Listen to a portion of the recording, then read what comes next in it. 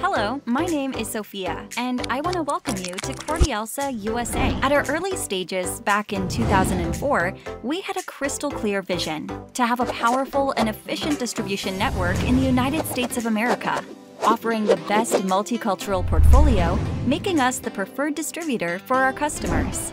From sourcing to distribution, we use the highest standards to recognize and assist everyone in our supply chain. Hundreds of employees from more than 14 countries and diverse cultures make our network possible, giving us a diversified portfolio and a deep understanding of all markets. We have a direct presence from coast to coast, with offices and warehouses in the most ethically diverse U.S. states such as California, Texas, New Jersey, Maryland, and Florida, where we serve several channels in an innovative, fast, and personal way. We're a cosmopolitan company that distributes products from Colombia, Peru, Ecuador, Mexico, Chile, the Caribbean, and Central America to the US. When far from home, this makes all the difference.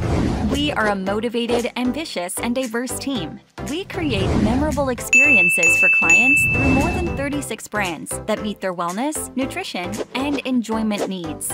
Our distribution system is one of our strongest points. We offer a wide variety of distribution channels such as grocery, dollar stores, club stores, e-commerce, institutional, B2B. The way we reach our clients varies depending on their needs. In some territories, we offer direct store delivery, DSD, which is a distribution system where we handle everything direct with the customer: sales, logistics, service, and delivery. In other territories, we work with a hybrid model where we use wholesalers and distributors with our own sales and marketing team to support and develop our relationship with customers.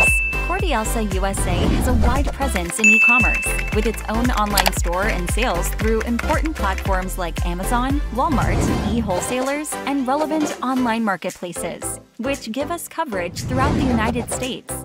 Lastly, we support the commercial development of B2B, where we add value with an efficient, strong, and flexible distribution network aligned to our customers' expectations. Our trade marketing team organizes campaigns, events, and retail displays for special dates like Easter, Halloween, and Christmas. We can track our agents' routes, daily displays visited, and sales with Repsly, our signature program, in real time.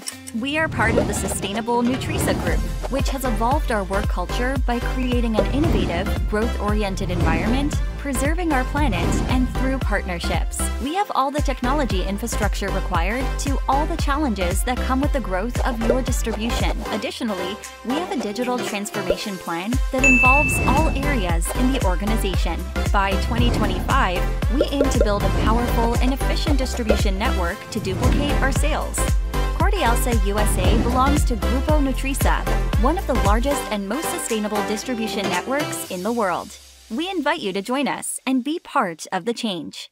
Join us today.